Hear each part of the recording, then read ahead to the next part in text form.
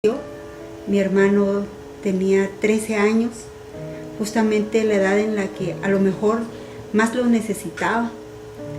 Y mi madre era una hermosa mujer de 36 años nada más. Y nos quedamos solos, con la esperanza siempre de que un día iba a volver a la casa, que lo íbamos a encontrar, que íbamos a volver a ser una familia. Lo cual no ocurrió nunca, en el sentido que mi papá nunca apareció, nunca supimos de sus restos, no supimos dónde está, no supimos nada, hasta que a través del diario El Periódico, un 21 de mayo de 1999, salió en primera plana que había aparecido una lista de desaparecidos durante justamente la época en que mi padre desapareció, que fue el 15 de mayo de 1984. Y ahí estaba la fotografía de mi papá, una ficha, donde decía justamente los datos del lugar exacto donde lo habían secuestrado, y además decía, para un dolor muy grande para nosotros, que lo habían asesinado extrajudicialmente el 5 de junio de 1984, es decir, 21 días después de su secuestro. Por muchos años albergamos la esperanza de que, debido a que mi padre era diabético y incluso su enfermedad lo estaba dejando ciego, cuando lo hubiesen secuestrado, que estábamos seguros que habían sido miembros del ejército, por la época tan turbulenta en la que ocurrió el hecho, le hubiera dado un coma diabético, pero eso no ocurrió. Mi padre sobrevivió 21 días, presumiblemente sometido a torturas y con asistencia médica inevitablemente, pues si no, no hubiera sobrevivido esos 21 días.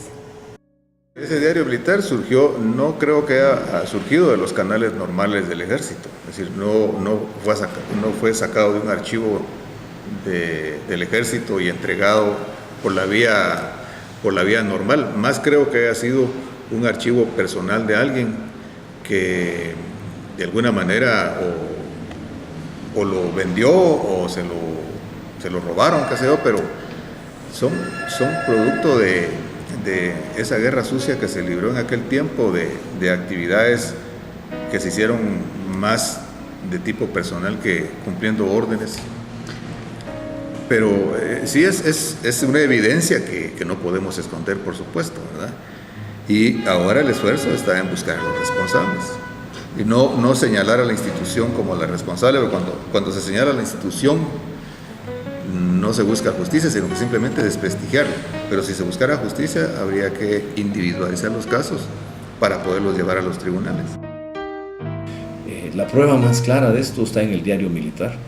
El diario militar es la prueba de un listado, si mal no recuerdo, de 182 personas, donde obviamente se llevó el récord de las personas que estaban desaparecidas. Yo tuve la ocasión de ver cuando se hizo público por la ONG de Estados Unidos que lo tiene, el National Security Archives, que el diario militar vi el original, y la prueba está en las fotografías. Las fotografías de cada persona que identificaban como desaparecida eran o de la licencia de conducir o de la cédula, y en algunos casos de un carnet estudiantil o de otra identificación, y varias personas tenían varias fotos acumuladas una encima de otra. Podían falsificar los nombres o las fechas, pero las fotografías sí no, porque eran originales, se veía, tenían el sello de la municipalidad donde era la cédula. Clarísimamente este era un récord de inteligencia que llevaba a alguien, donde iba como catálogo de las desapariciones, y en algunos de ellos nunca ponía ejecutado, pero ponía 3X o ponía 3 ceros, o incluso con mayor dolor ponía "se fue con Pancho", o algunas otras frases indicativas de que habían sido eventualmente ejecutadas estas personas. Hay una variedad de situaciones que creo que se pueden tipificar como víctimas civiles que el Estado guatemalteco tiene que dar cuenta porque violó sus derechos y por lo tanto tienen derecho a una reparación. ¿Y qué pasa con todos estos compañeros? ¿Dónde están todos los secuestrados, los universitarios, maestros, catequistas, cooperativistas, que por opción propia eran miembros de URNG, por opción ideológica, pero no eran combatientes estrictamente, ni murieron ni cayeron en combate? Sobre eso hay que seguir trabajando y por eso nosotros tenemos mucho interés en que camine el proyecto de la Comisión de Desaparecidos. Lo que se refiere a la información de los niños desaparecidos, el informe de la Comisión para el Esclarecimiento Histórico cuenta que aproximadamente 45,000 personas desaparecidas, entre estas el 11% son niños y niñas que desaparecieron durante el conflicto. Esto quiere decir que aproximadamente 5,000 niños son los que están desaparecidos aproximadamente. Por un esfuerzo que se ha hecho a través de la sociedad civil, se ha logrado avanzar en el tema, logrando así documentar aproximadamente 1.300 casos. Que de estos 1.300 casos se ha podido tener la resolución de aproximadamente unos 225 casos. Cuando me refiero a esto, quiere decir de que ya los niños se pudieron reencontrar con sus familias. Niños que ahora pues son adultos porque ya han pasado aproximadamente de 20 a 25 años después de los hechos. Asimismo, también hemos logrado realizar aproximadamente 108 exhumaciones donde hemos encontrado a los niños muertos. También hemos logrado documentar aproximadamente 60 casos, de los cuales estos 60 casos que nos han referido a los países de Suecia, Italia, México, Estados Unidos, Noruega, donde hemos podido determinar que estos niños fueron dados en adopción en los años 80.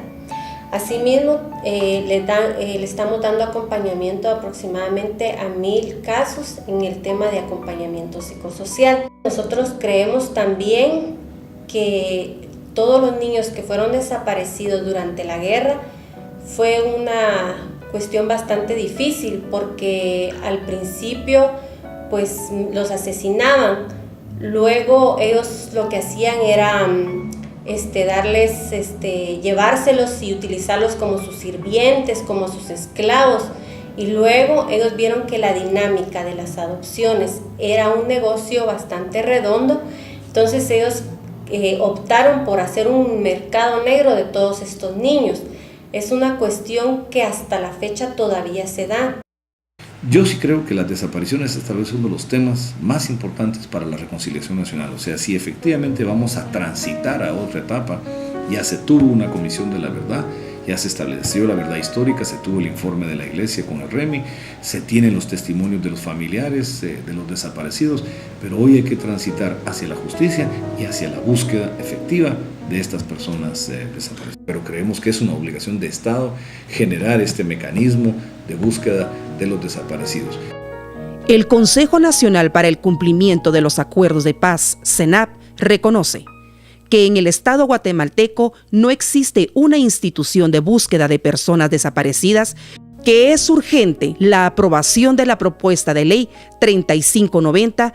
Opinión sobre la propuesta de ley 3590, agosto 2007. La propuesta es buscar, la propuesta fundamental es buscar. Claro, los productos de esa comisión, para mí que va a ser la búsqueda en sí misma. Yo creo que aparezcan personas aquí en Guatemala con toda seguridad requiere pasos técnicos muy importantes, como la instalación de laboratorios de ADN, por ejemplo. Digamos, esfuerzos, o sea, ver ya como producto el aparecimiento de por lo menos 1.800 osamentas, por decirte algo, que no tienen un correspondiente que los reclame.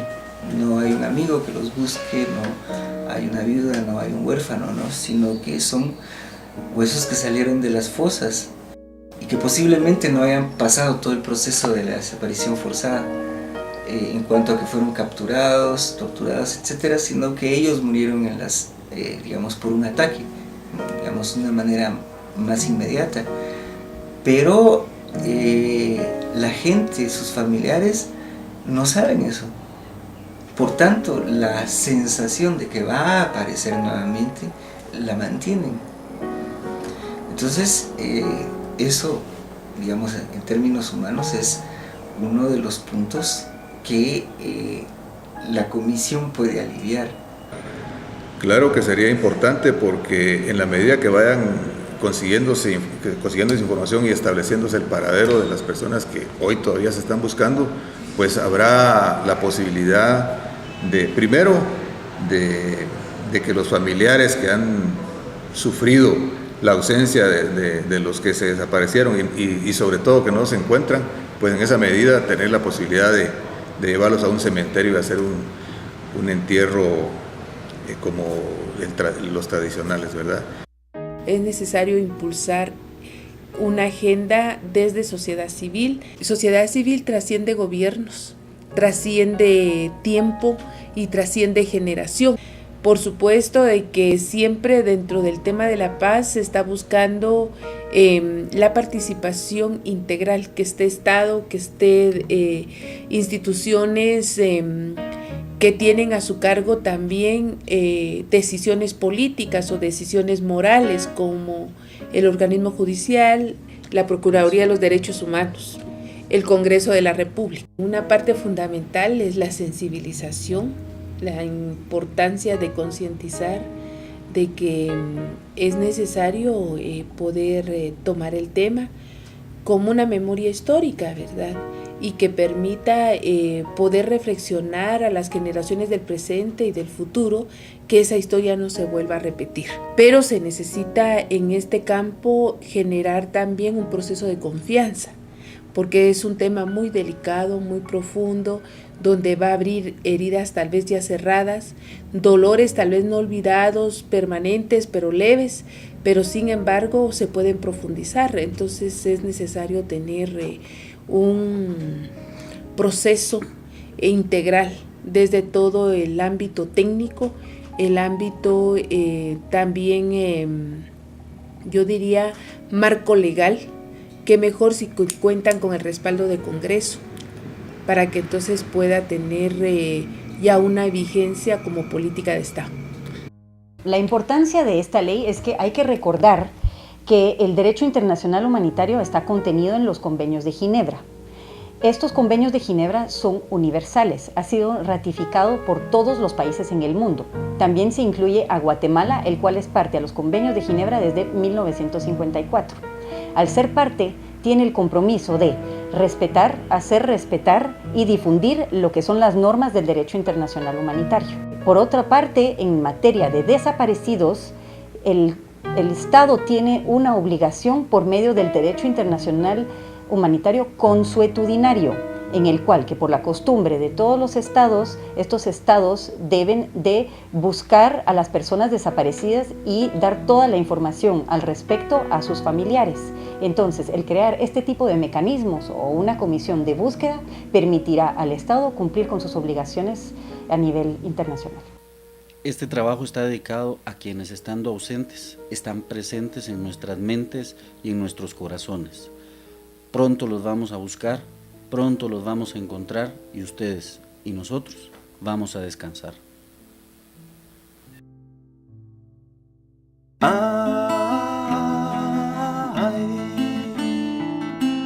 De los que se llevaron por querer soñar con un mundo distinto y una nueva realidad, en donde no cupieran la ignorancia y la miseria.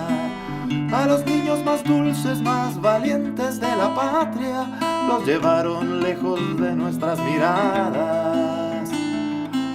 ¿Qué han hecho con ustedes? Pero ¿dónde los metieron? Ay, de esta guerra sin prisioneros. Ay, la muerte uniformada los llegó a buscar por atreverse a odiar la tiranía del cuartel y por querer que el sol brillara hermoso para todos. Pero su muerte no fue suficiente y los esbirros decidieron condenarlos al olvido. Quisieron apagar la luz que ustedes encendieron. Ay, de esta guerra sin prisioneros. Pero un mar de manos nuevas porta sus retratos. De los sueños que soñaron nadie se ha olvidado. y están en la plaza y en la estrella y en el árbol. Sus manos están en nuestras manos. Ay,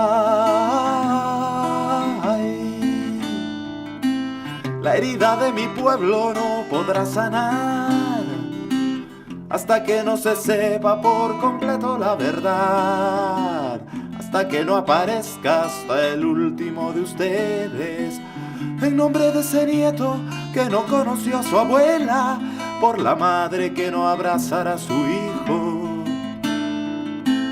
por el sitio que permanece vacío en la mesa y la palabra de amor que ya no se dijo. Pero un mar de manos nuevas porta sus retratos de los sueños que soñaron, nadie se ha olvidado, y están en la plaza y en la estrella y en el árbol. Sus manos están en nuestras manos y aparecen en los rostros de los que quedaron, y están en la risa y en la lucha y en el canto. Aquí en la memoria nadie ha desaparecido. El amor puede más que el olvido. El amor puede más que el olvido. El amor puede más que el olvido.